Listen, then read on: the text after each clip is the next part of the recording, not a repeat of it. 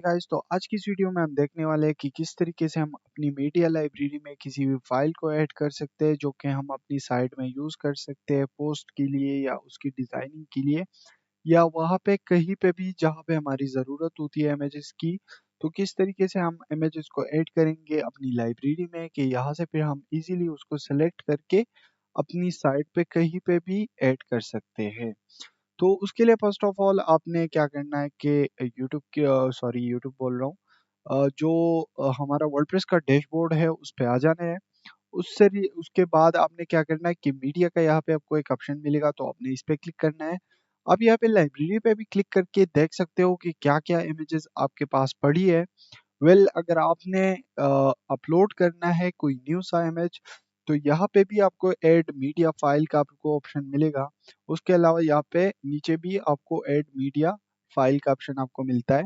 तो आपने क्या करना है कि यहाँ से इस पे क्लिक कर देना है। उसके बाद यहाँ से आप सेलेक्ट भी कर सकते हो, ड्रैग एंड ड्रॉप भी कर सकते हो। बट याद रखो कि इसका साइज़ जो कि है वो कितना हो, हमारे पास 256 एमबी से ज़्यादा नहीं हो।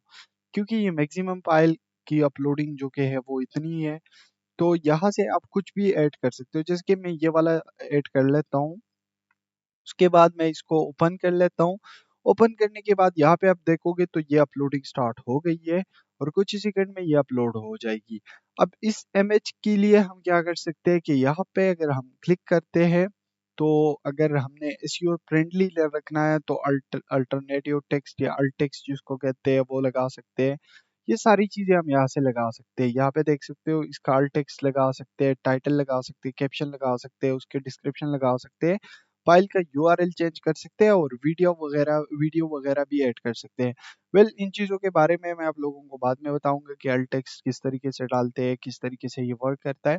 तो ये सारी चीज़ें हम यहाँ से लगा सकते हैं। सो फ्रेंड्स, आज के लिए बस इतना ही कि किस तरीके से हम अपनी मीडिया फाइल में अब इस इमेज को आप कहीं पे भी यूज़ कर सकते हो। जहाँ पे आपको नीड होती है, ये आपके लिए लाइब्रेरी में आ गया।